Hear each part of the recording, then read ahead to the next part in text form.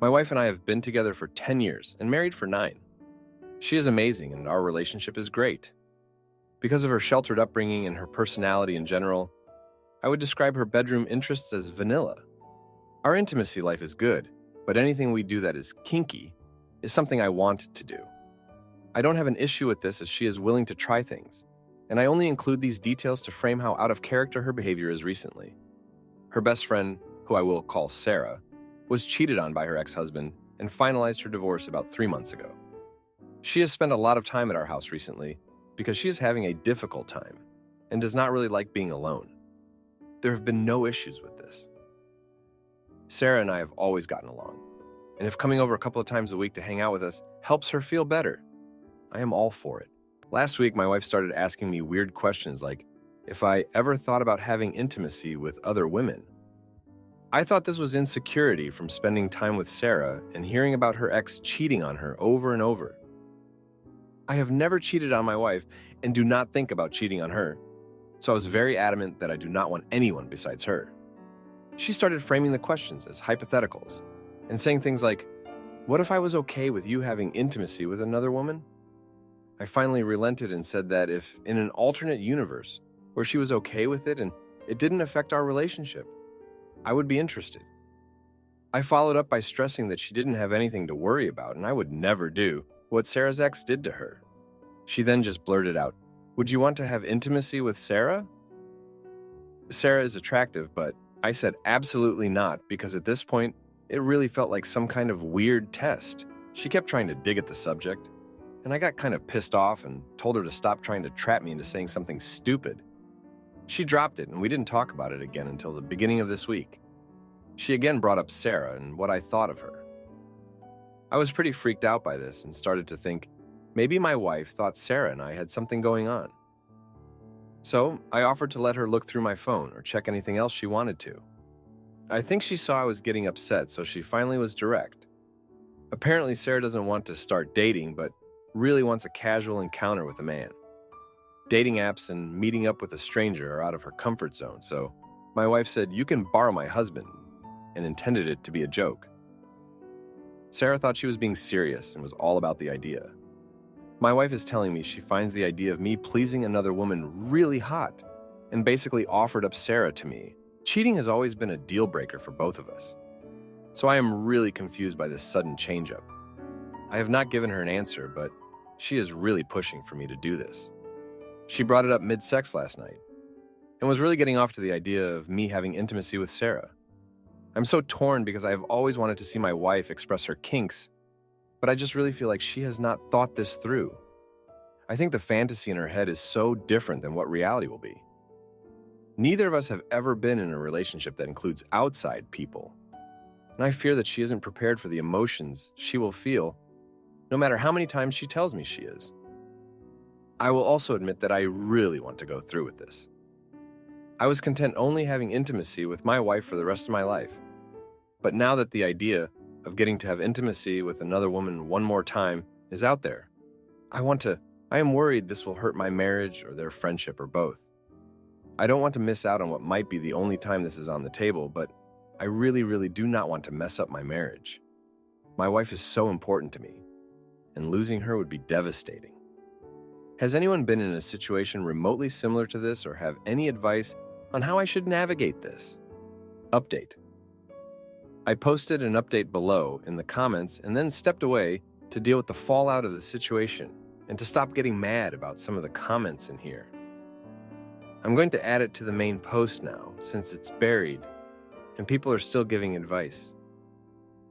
Yesterday morning, my wife and I had a long talk about this, and I asked her many of the questions that were brought up here. It came out that my wife was not actually interested in this, but that Sarah was really pushing for it to happen. My wife decided to go along with it because she wanted to help Sarah and thought that her offering a kinky scenario to me would make me happy. I read text messages between the two of them, and it was apparent that Sarah was being very manipulative about everything.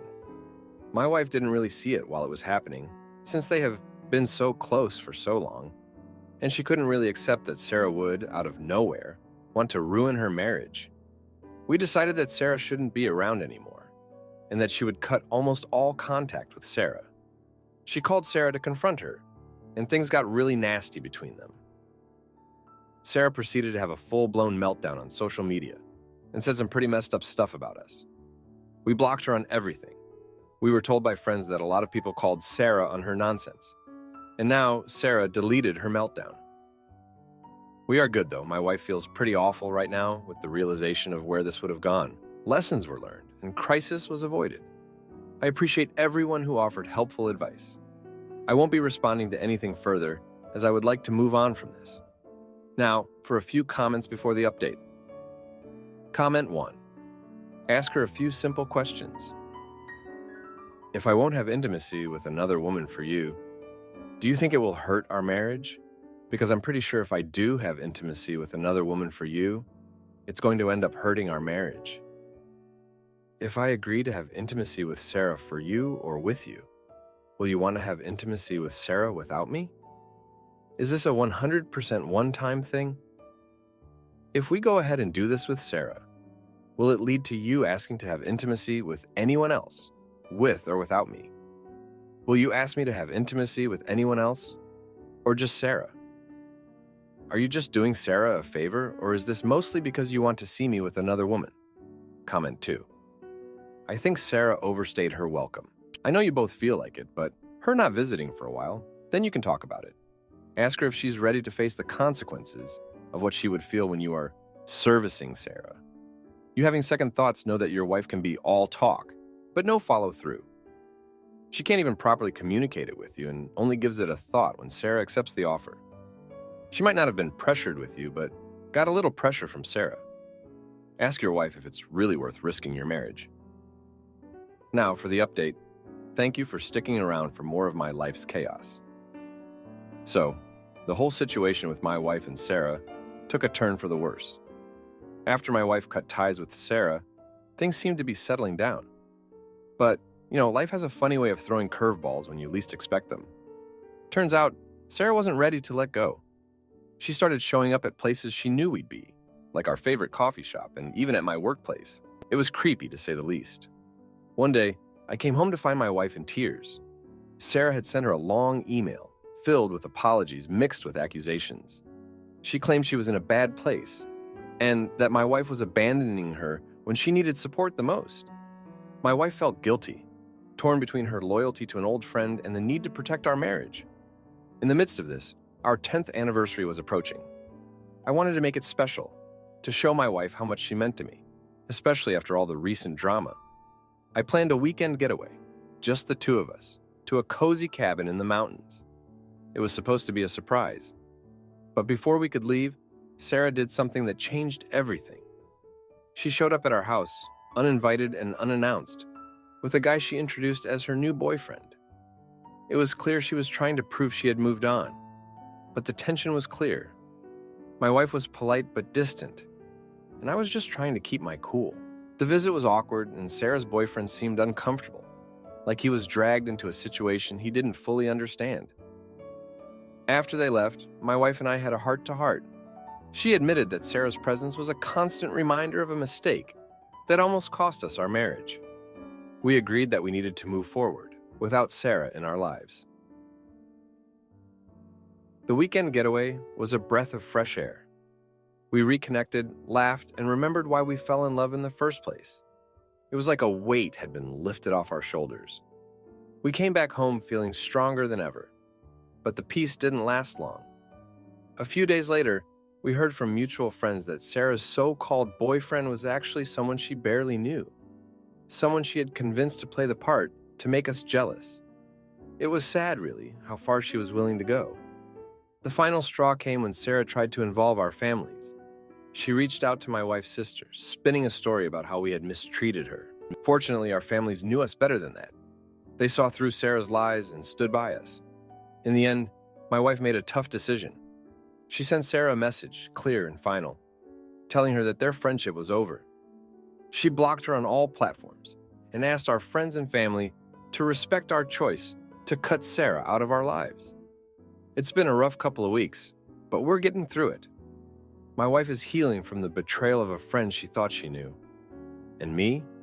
I'm just grateful that my marriage is intact. that my wife and I can weather any storm together. Thank you for reading about the roller coaster that's been my life lately.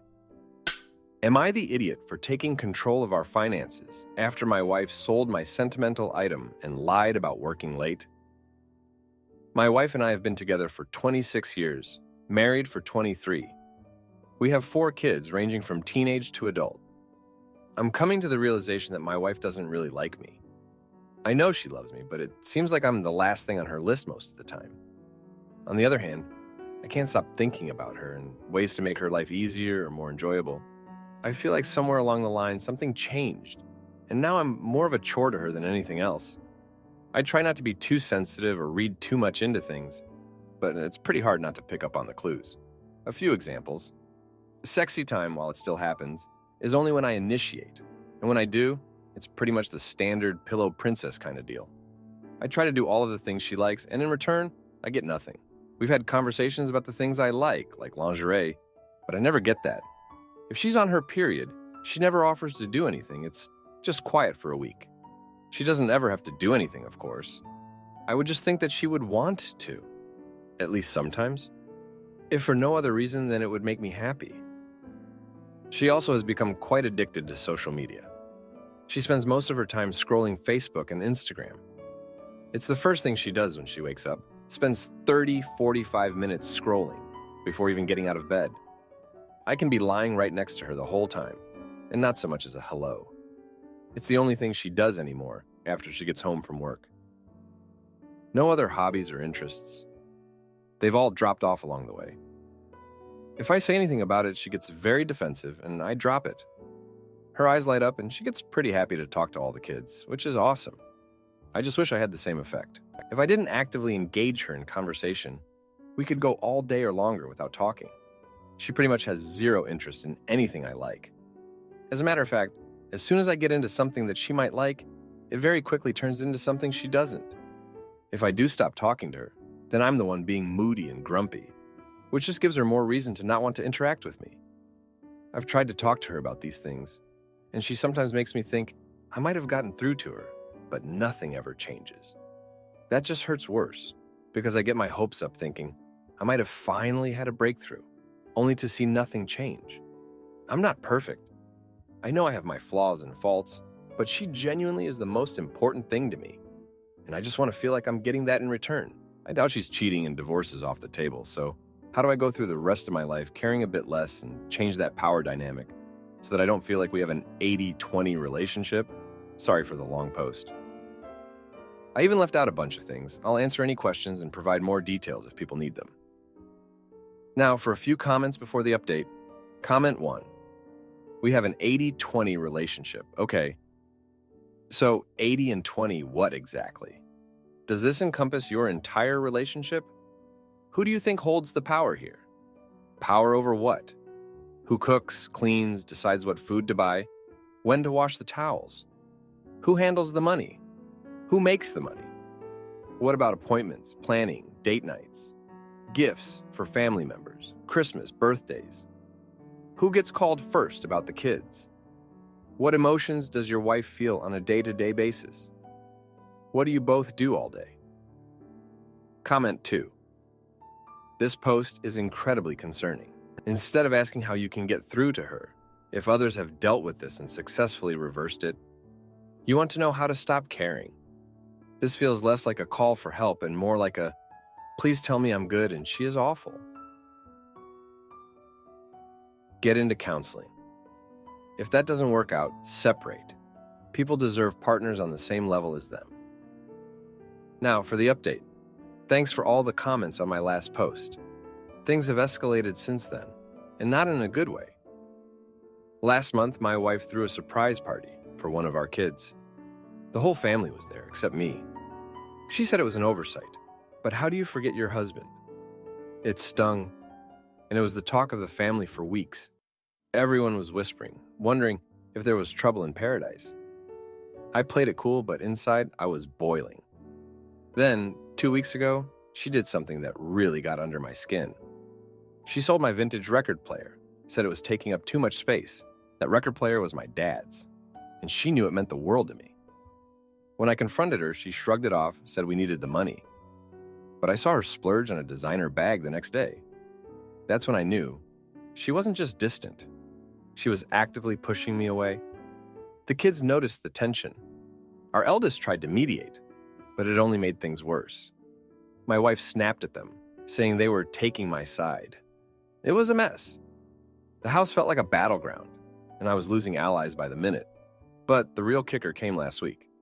I found out she'd been lying about working late. A friend saw her out at a fancy restaurant, laughing like I hadn't seen her laugh in years. I didn't want to believe it, but when I asked her about it, she didn't even deny it. She said she needed space, that she felt suffocated. That hit me hard. I thought we were in this together, but she was out there living a separate life. I decided enough was enough. I couldn't keep living like this, walking on eggshells in my own home. So I did something I never thought I'd do. I cut her off financially. I took control of our joint accounts and credit cards. It was the only leverage I had left. It was like a switch flipped. She was furious, said I couldn't do that to her, but I stood my ground. It was the first time in a long time I felt like I wasn't just a doormat. The kids were confused, torn between us.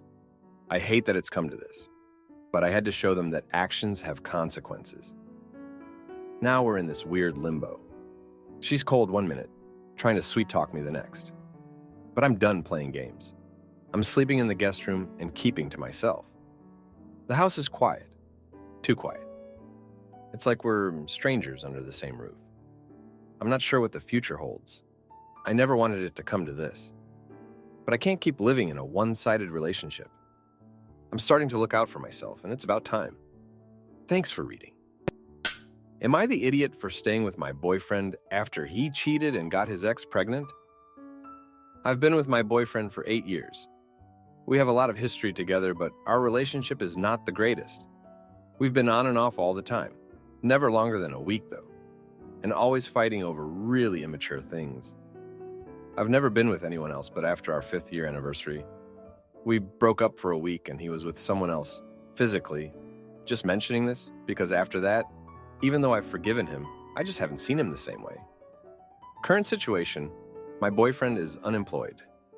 He has been for the past year and a half to focus on graduating.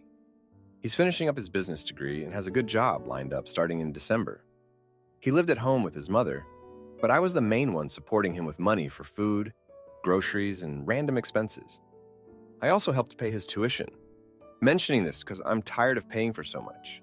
I helped with so much financially out of love and because I make a good salary and still live at home, so I don't have many bills. Unfortunately, his living situation became unstable due to a house fire, and he ended up staying with his mom in a very distant family friend's basement. It wasn't an option to stay with my family because they don't get along with each other. He asked me to move out together, and I immediately said yes because I wanted to help. After thinking it through, I had to tell him that I couldn't because our relationship is just so unstable and neither of us are happy. He tried to get physical with me and consistently spoke so negatively and disrespectfully towards me. But I let it go since I figured he had so much emotional conflict with his family and new living situation. I told him that we should try to be consistent and then see if we should take that step in a couple of months. It's been about a year now, and his mother is leaving the basement and he is so uncomfortable to stay there alone. He and his mother do not get along, so she will be moving to a different state alone. He's asking me again to move out, but nothing in our relationship has improved.